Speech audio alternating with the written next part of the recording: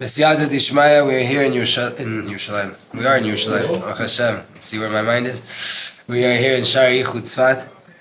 We are going to be learning in the wonderful book Korva Nafshi, and we're up to a new chapter. Right? We just finished 7 chapters on the inner story of the Jew and everything that's going on in his world between unification between soul, mind, and body. And again, the name of the book is Korva Nafshi. Our goal is to bring Geula, Korva Nafshi Geala, to bring my own nefesh, my own being, to a state of Geula, to a state of redemption.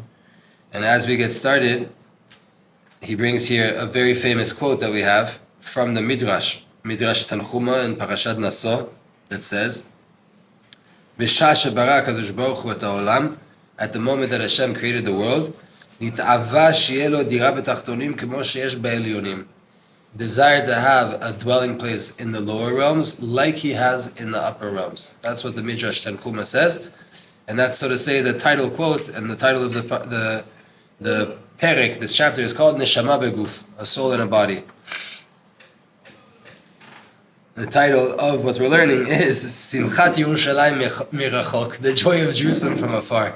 There you go, it connects. Wow, you didn't know No, I knew it was called Neshama Beguf, but B'ma'amar dilalan navo bezat Hashem lemiftan ha'avana pnimit. Here we're going to come to an inner understanding of what it means, Binyan Beit HaMikdash, the building of the Beit HaMikdash, the building that is the Beit HaMikdash. Hi Simchat Chaim. What does it mean that the temple is Simchat Chaim, the joy of life? And what is the meaning of the destruction and the exile, which is the opposite of Simchat Chaim, which is anger and stress, inner stress, right? Inner tension.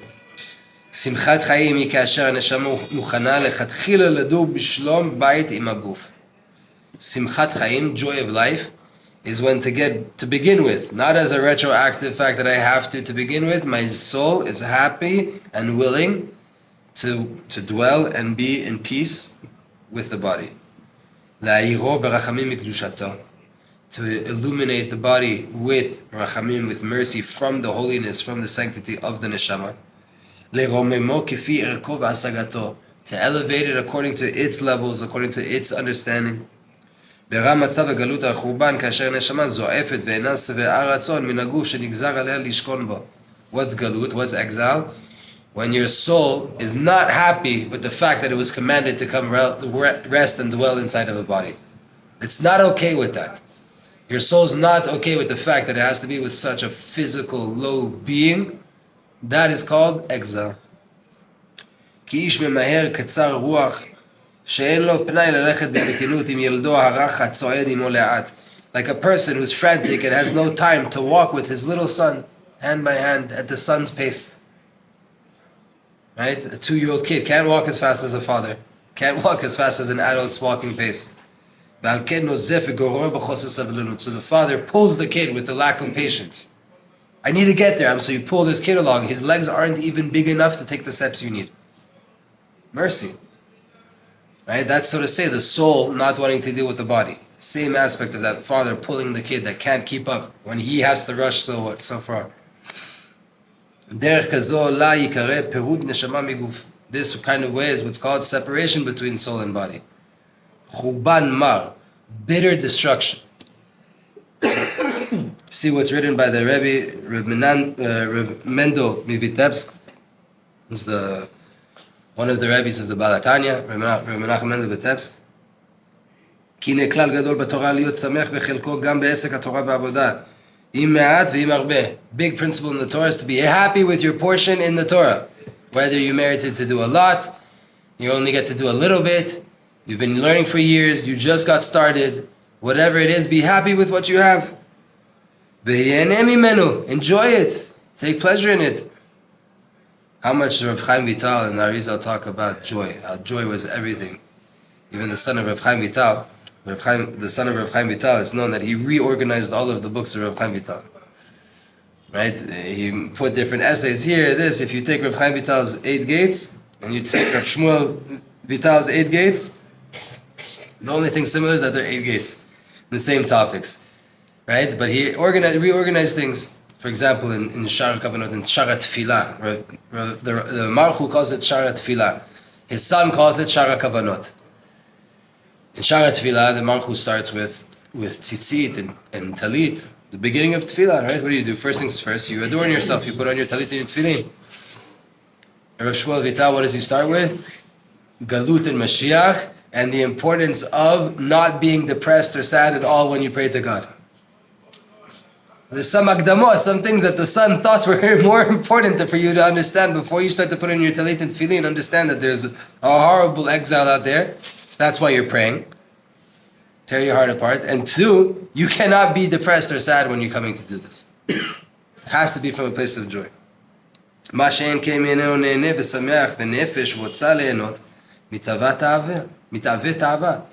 If you're not happy doing your avodat Hashem, if you don't enjoy praying, if you don't enjoy learning Torah, your soul still needs to get pleasure. Your body still needs pleasure. So it's going to have lust. It's going to start to want other things. וכן מחשבות זרות, מפני שאינו שמח בעבודתו ורוצה בגדולות ובנפלאות ממנו. So too, you're going to get מחשבות זרות, you're going to get foreign thoughts that are not appropriate. Why? Because you're not happy with what you have. You want bigger things, you want to go seek out new things and bigger things. דוחים אותו למחשבת חוץ, always pushing you to foreign thoughts about something that's outside of what you reach, outside of what you're meant to be doing. ודאי מהראוי לומר מתי יגיע למעשה אבותיי.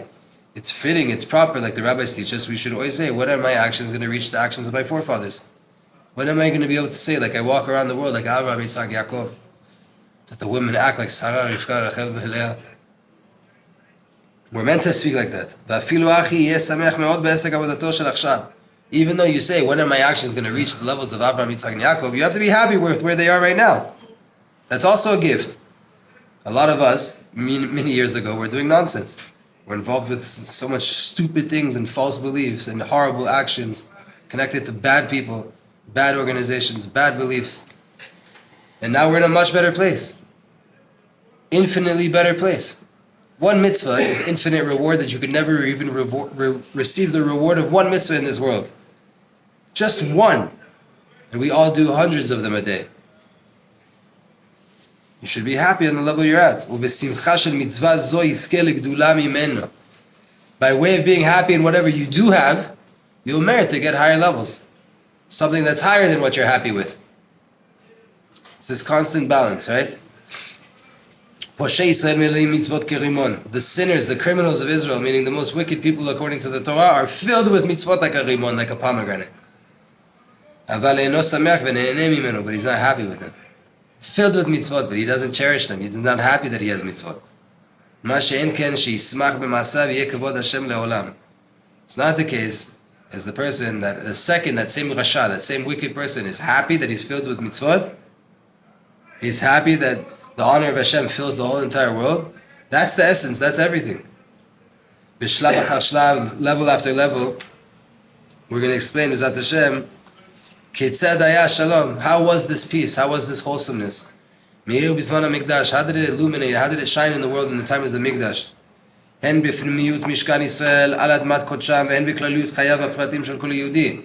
As a whole for the nation of Israel on their holy land, at home, what was the night like for the nation? So too, what was the situation for every individual Jew?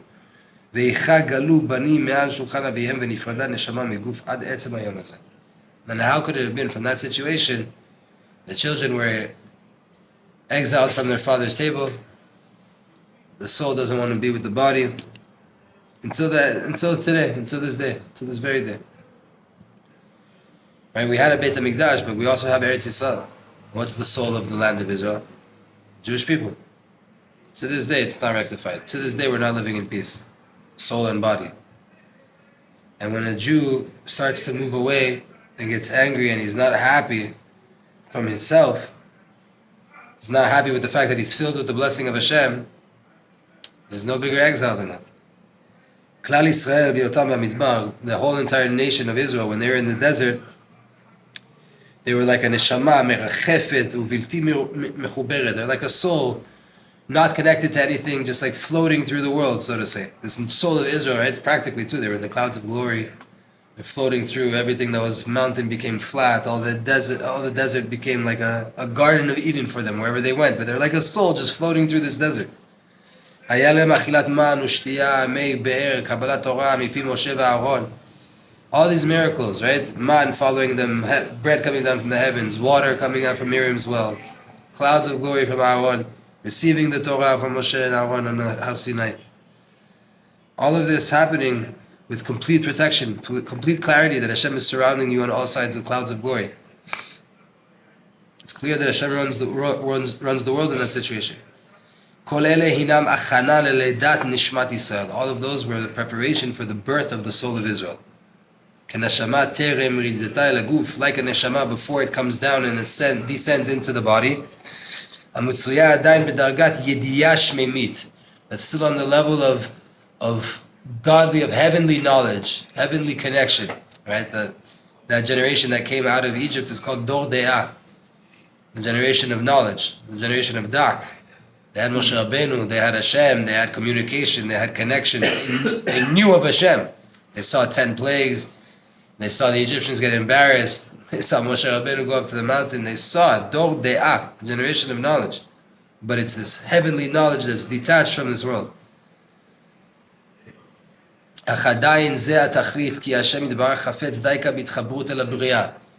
not the purpose. Hashem wants you to be connected to the creation. Hashem wants you to be in this world. To have a dwelling place down in the lower realms specifically.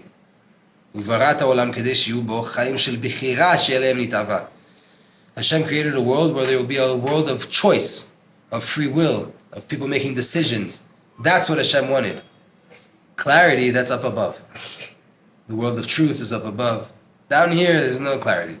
Down here is a mess for each one of us. No matter how much you learn, no matter how much you pray, you're going to have to make decisions, and they're going to be hard to make. And you don't know. Even if you make the right decision, it could come out that it comes out in a backwards way, that it looks like you lost out. It looks like you missed out. You did a lot of work, and it comes out that it was all for nothing.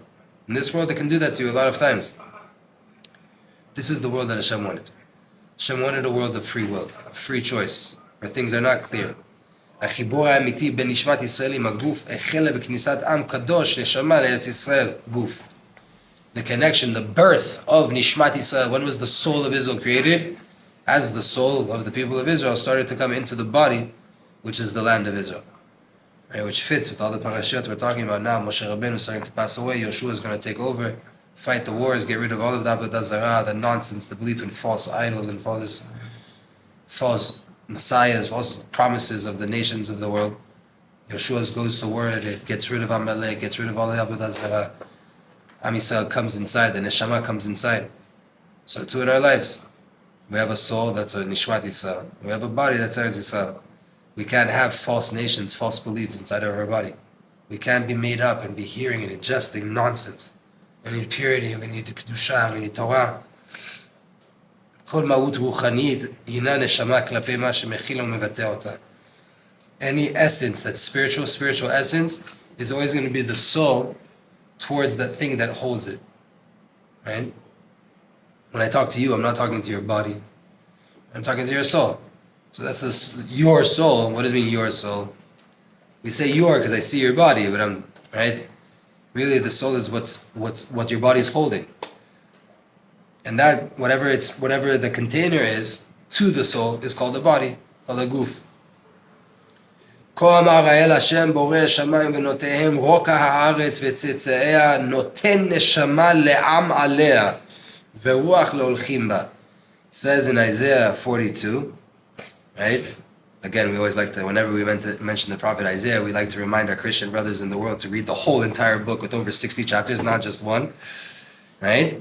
And in one of those other chapters besides chapter 53, it says in chapter 42 that Hashem, that created the whole entire heavens, v'notehem roka haaretz.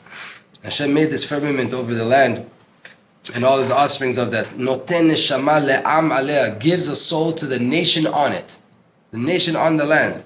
V'ruach le'olchim ba, and a spirit to those who walk in that same energy, that same spirit, that same land. Nityashu Yisrael ba'artzam, Am Yisrael settled in their land. Lovda ulatzmicha, to serve, to work, to start to produce, to grow the land. Legeresh oivim veleta'at mitziyut shel Yehudi al admato, to get rid of all the foreign forces here, all of the foreign beliefs, and to start to create the reality of a Jew on his land, on his home habitat. עסקו בירושה ובישיבה, בכיבוש וחילוק, במלחמות ושלל. At that time, Yeshua was busy, right, with who inherits which tribe is going to go where, settling the land, getting rid of the swamps, building up the place, conquering different places of the land, separating the land amongst the people, wars, booty, right? All these different things that come out of the war. There's a lot going on there. Hekimu batim v'natu kramim v'sadot. They made houses, they made vineyards, fields, farms. So now you have this holy, godly soul dealing with farming, dealing with animals, dealing with building, dealing with the most physical, earthy things in the world. The ultimate yichud, unification between Israel and the creation, between soul and body. Itbate betoch binyan beit habichira. What was the highest expression of that unity? In the building of the temple. Sham altar tziut l'shamayim. That's the place where the earth could ascend up to the heavens. Nishchatu be'emot v'hufshat oran. Animals were slaughtered and their skin was pulled off of them. Huktar besaran legova v'nisrak daman. Their organs and their bodies were elevated to higher places, and their blood was sprinkled and thrown on the altars and on the mizbeach. L'sham uvu slatot uferot yenot ushmanim. That's where they brought doughs and grains and wine and oils, menachot unisachim uvikurim. All the produce, all the fruits of the land was all brought to that place. V'gam nitan tafkid lamayim atachtonim. Even water, the lower waters of the world had a job there. Right? Where was water used in the temple? When was water used in the temple? When? When? That's the ceremony, but when? To wash the Kohen's hands? Offering. When was water used as an offering? Who just said it? There you go, Sukkot. Simchat Beit HaShoeva. On Sukkot, there was a huge party. The rabbis used to do somersaults, juggle fire, all the craziest things in the world. Push-ups on one finger. It's written in the Gemara, the craziest things. 80, 90-year-old rabbis doing the most craziest things. The level of simcha on that party was the craziest. What was it? They poured water on the altar. The party of the pulling of the water. The biggest party in Jerusalem the whole entire year. Even the water had a place in the temple. In this place there was meaning given to gold, given to crimson, given to all of these worldly things, to silver, to copper, to beauty, to honor, to splendor. Right? There was silk there, there was these worms and caterpillars, Levin Agaziz, Viladama, to the earth, to the stones, everything there had meaning. The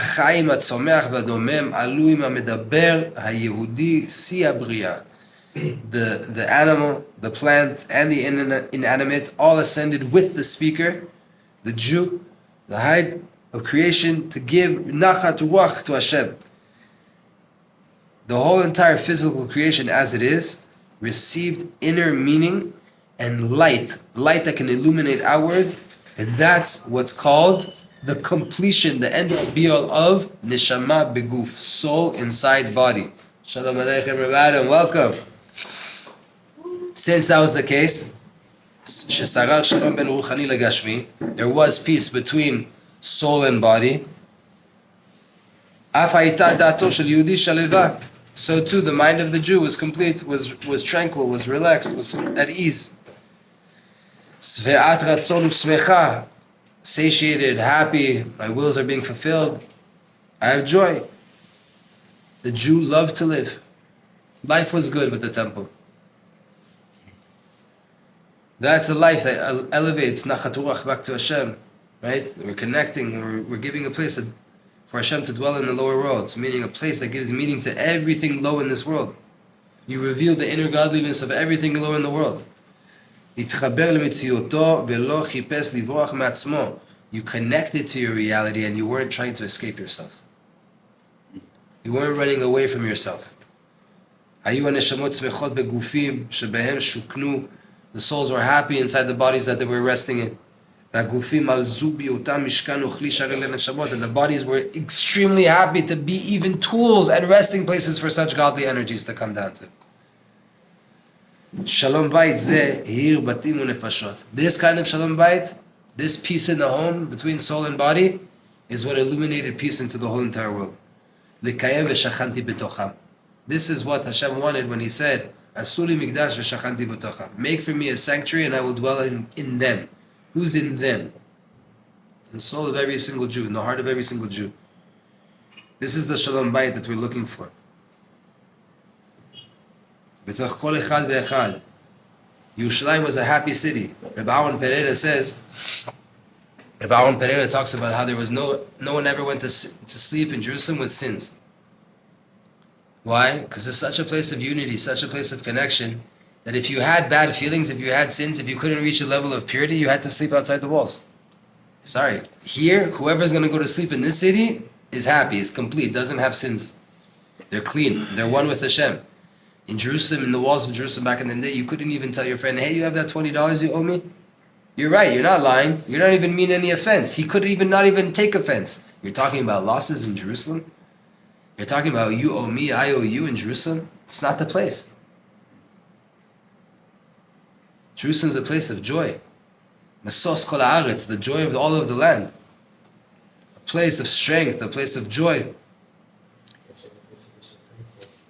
What? It's also the place of the Supreme Court. Correct. You always have to have that voice that brings the other side in the room. Don't worry. And even there it was peaceful. Like Rav Pereira also says, that even when we make mishpat, even when we do justice, it has to be from a place of shalom, a place of peace, a place of unity.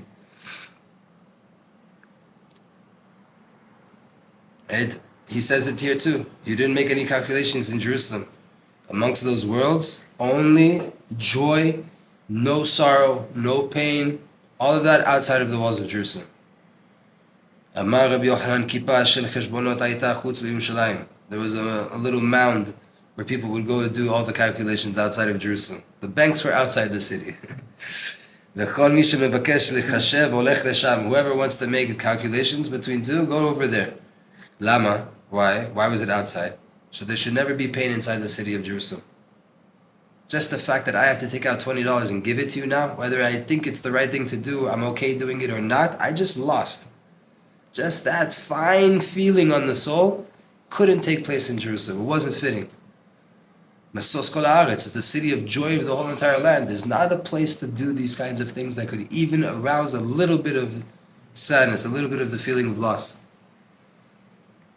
And since the destruction of the temple, all of that left the city of Jerusalem. It's not there. We don't really know what it means.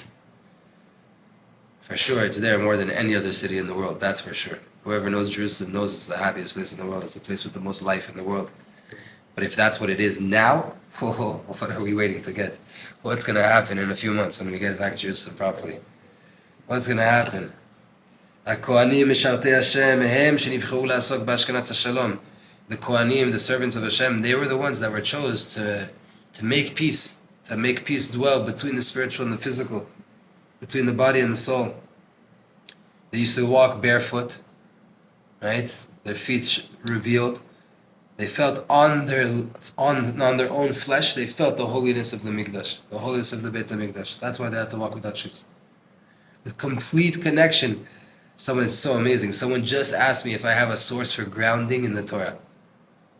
I said I don't know. Here you go, open the book. Baruch Hashem. I did tell the person, though, you can't ground in Chutz La'aretz. Meaning maybe grounding you could, but walking barefoot and outside of Israel is forbidden for a Jew to do. The land is cursed. In the land of Israel, it's a different situation. And even here, it's not the right thing to do. It's not derech eretz. But grounding is not walking around barefoot, right? So why do we have to do it? Huh? Why do we have to do it? I I don't know, I'm not them. You should go ask them maybe. It's always the women. For some reason. When you get married, you'll figure out why. Zat Hashem may give you a blessing that you learn the lesson on your feet. I don't think On your own flesh, you learn it like a coin. What is the Holy Land? What is a woman? Zat Hashem. בשיא החיבור הטבעי על הקרקע המכילה זה קדושת ישראל, ובדומה לזה יחלצו נעליהם בעלייתם אל הדוכן לשאת כפיהם בברכת כהנים. So to the Kohanim, again, when they would go up to the Duchan, when they come to bless us every day, they take off their shoes, right? Like they did in the temple. בבחינת של נעלך מעל רגליך, כי המקום אשר אתה עומד עליו אדמת קודש היא. What did Hashem say to Moshe when he saw the burning bush? Take your shoes off, the land you're standing on is holy land. Was it? Where was it? Sinai. Was it holy? If Hashem's revealing to yourself there, it's a holy place, right? But it wasn't Eretz Yisrael, but it was holy. Isn't Goshen Eretz Yisrael? So shouldn't Sinai by default be Eretz Yisrael? I don't know, my brother. I don't know these things. I just try to read the book a little Allah bit. gave Goshen to Sarah, which is through her. Wow, thank you, Yankee. May Hashem bless you, tzaddik. Hashem yishmerecha, b'ezrat Hashem. Everybody stay calm. אוכל איתנו? No, drink, we can drink it. It's nice. קשור אליך, Huh? If anyone Don't speak here English. drinks- I don't speak English. So, tzaddikim, we are going to finish up very quickly. If you guys don't mind waiting 2 seconds, we'll be done. Kitsu, they would walk barefoot to be connected. Yadam achaza. Sorry? Why is it called Adama? Right? Why is the Adam called Adama? This is also part of my answer to the same person that asked me about grounding. I said Adam is from the word Adama. Man is called man because there's a ground, right? Also, right. So, and also not only that, Adamele Elyon, I will appear like what's above. So on one hand, this is also another kavanah that we should have in mind, like the Batayin says, Elul is lo, no to him. One hand I'm nothing, on the other hand I belong to Hashem. Right? On one hand I'm Adama, I'm like the dirt of the earth, on the other hand, Adamele Elyon, I will become like my creator. Tomer Dvorah, 13 Midot of Rachamim, important book. Yadam achaza b'sakin u'mizrak u'chlei sharet. The Kohanim, their hands held on to knives and different tools in the temple. Yitasku be'or v'dam u'basar. They were busy with skin, with blood, with flesh. V'samimnei ketoret v'atzeh b'samim, with the different ingredients of the incense offering and all of these different trees of fragrance and logs and wood that they would use to set the fire. Ba'atza'at gesh ve'gechalim. They had a barbecue all the time in Jerusalem, right? The whole city smelled like the most amazing barbecue all the time. B'mitzilatayim b'tof ve'kinor. They had instruments all the time. B'achila shekula kodesh. All of the eating was completely holy, completely sanctified. U'vishar ma'asim gashvim she'elu et habriya hatachtona ve'ashikinu shalom beina leven am Yisrael. The rest of all of the other actions that were done there in that holy place that brought down a sense of peace between Hashem and Am Yisrael. Ve'huhu tafkidam biotam zer kodesh la'aron HaKohen. This was their job, being descendants of Aaron HaKohen. What was Aaron HaKohen's number one job in the world? The number one thing he wanted to do in the world? To make shalom, right? Eliyahu Pereira has a whole entire book, 30 teachings, all about peace. The whole entire thing about peace. It's connected. His whole entire job was making peace between soul and body. So it says in the Midrash, 80,000 children showed up to the funeral of Aaron named Aaron. 80,000 children that wouldn't have been born had Aaron not made peace between the husband and the wife. His whole entire thing was peace. Shalom bayit. Yavat shalom ben abriot, to make peace between the creations. Lechaber ulakdam liot b'shlemut mashpia u'mekabel ela im ele. To be unified together, mashpia and mekabel, influencer, receiver, giver and taker, right? Giver and receiver, not taker. That's the point. That's what peace is. That's what shalom bayit is. It's the unity. You can be the husband that learns Torah and does deep things all day long, and you gotta go back home and do dirty things. Gotta do this world things. Right? One of the biggest blessings a man could have is when he's done learning Torah to be told to take out the garbage. There's nothing better for your ego than to come down from the highest places in the world learning Kabbalah, and you come home and your wife says there's tons of diapers in the garbage, take it out. Cooking and learning for the yeshiva. Cooking and learning for the yeshiva, you're still an angel, brother. Cooking for a yeshiva is an angelic thing. That's not a physical thing at all. Look what we just said. It's a humble experience like that. There you go, yeah.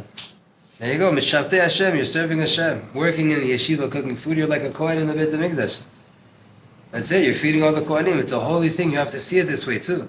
Right? And what are we saying here essentially is that we've been talking about this a lot, Aaron and I, right? Being present. The number one key of being connected to God is being present. There's things in life that you have to do in this world. Are you at peace with it? You're going to mess up in life. Are you in peace with that? You're going to see hard things in life. Are you at peace with that? Rabbi Akiva is an amazing thing.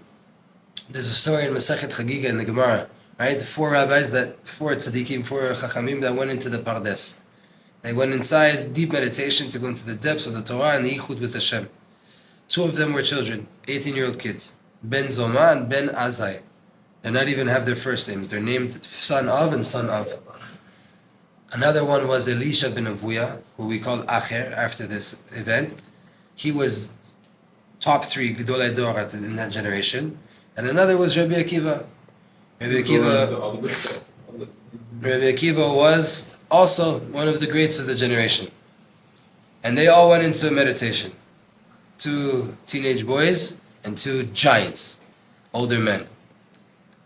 Obviously, if Rabbi Akiva and Elisha ben Avuya led Ben Zoma and Ben Azai into the meditation, clearly they were on a high level, right? Mm-hmm. They weren't just some teenage boys. They were high flyers. The 2 kids, one of them it says, Itzitz v'nivga. The other one it says, Itzitz v'met. One of them looked, peeked, and got damaged. One of them peeked and died. Elisha ben Avuya, kitzetz v'nitiyot. He cut, so to say, the sprouts. He detached himself from what he saw. And Rabbi Akiva, in the Bavli it says, Nichnas b'shalom. In the Yerushalmi it says, Nichnas b'shalom, Yatza b'shalom. In the Bavli it says, Yatza b'shalom. He came out in peace. In the Yerushalmi it says, he went in peace and he came out in peace. 2 of them thought that they saw what they saw. They got damaged. One got hurt. What does that mean? He continued to serve Hashem, but there's damage now. There's questions now. It's not from a place of a complete wholeness, from a complete heart. There's problems. I have questions. The other one looked and died. What does that mean? I put on tefillin, I keep Shabbat, but everything's dead. I'm not connected to anything. I don't feel neshama on anything I'm doing. I don't really feel. Everything feels like an obligation. Everything's dead. I'm doing it, but it's dead. Then you have Elisha ben Avuya. He saw things didn't work out. Kitzetz b'nitiyot, he cut off his connection. He wanted to go off. I'll be a goy. I'm not going to live like a Jew anymore. One of the brightest minds in the world is the Rebbe of Rebbe Meir. And even after he went off the derech, Rebbe Meir continued to learn with him. To the point that they were walking once on Shabbat, talking about things in life, and they kept walking. Acher, on the horse, on Shabbat, riding a horse, talking Torah with Rebbe Meir, says, stop here, this is 2,000 amot from the city. You're about to break Shabbat. He's on a horse breaking Shabbat. He tells him, stop walking here. You're about to step out of the area that you're permitted to walk out of the city on Shabbat. What a brain. And he went off. And who went in peace and came out in peace? Rabbi Akiva. What allowed him to go out in peace? What allowed him to experience the hardships of this world, the ups and downs, the crazy things in this world? That he went in peace. If you're in a place in peace, right? If you know that's what you're going to see, don't say water when you see the thing. It's not water. Don't go crazy. Don't think that this world is what you're going to see. If you come into this world in a mind of peace, you'll be able to leave it in a mind of peace. You go into the day-to-day, like we learned this morning here. The Baal Shem Tov says a person spends his morning in Avodat Hashem, Torah, Tefillah. He pumps up the beginning of the day. The beginning of the day is the most important thing you have. Everything goes after the beginning of the day. You pump it up in Torah and Tefillah, and then you have to go into the world. You have to do business. You have to do other things. You should see it as if you're slowly descending away from your house. And when am I going to come back? Like the person who has to go buy milk at the store. From the second he leaves his house to go buy the milk, he's already thinking about coming back to his house to use the milk to make the coffee, to eat the cereal, whatever it is. He's only leaving his house in order to come back. So too, when you leave the Beit Midrash, when you leave your connection with Hashem to go into this world, you're just at a ticking time counter. When am I coming back home? like Rav Itzhak says it in a different way, right? Your house in the attic is Hashem's realm, and your house down here, for you it should be like it's one building. When you want, you go into the attic. When you need to come back down, you come back down. Our connection with Hashem is everything. We can't get away from it too much, because that's what brings us peace. But it's when our neshama is present with the body, right? We were learning this morning, even if you just pay attention to your breathing, it slows down. Automatically, just paying attention to your breathing slows down your breathing. How could it be? Because being present is everything you have. When you become present, everything slows down. Everything's at peace. Everything is more easy to get through and to navigate. It comes with being in peace. Yes, you're in a world. Yes, everything's not okay all day long. There's things to do here. We're here to work. There's a lot to elevate. It's going to be hard. It's going to be tough times. Be at peace. That's what you're here to do. That's why you have godly powers in such a low world. To make peace. To act like Hashem in this world. So V'zat Hashem Yitbarach, we got to mention a whole bunch of things. We finally got an answer to, is there grounding in the Torah? Right, for those that asked. Hopefully they see this video. V'zat Hashem B'siyata Dishmaya, we'll be able to make peace. We're not done, right? This goes on and on. I am going to the US. Maybe we do it from Zoom, but most likely not. Let's be real. V'zat Hashem, after Rosh Hashanah, we'll continue. Maybe after Yom Kippur, we might have to learn some Torahs connected to the holidays and 10 days of Tshuva. One thing's for sure, we need peace. עושה שלום במרומיו, וברחמיו יעשה שלום עלינו ועל כל עמו ישראל, ויאמרו אמן. בעזרת השם.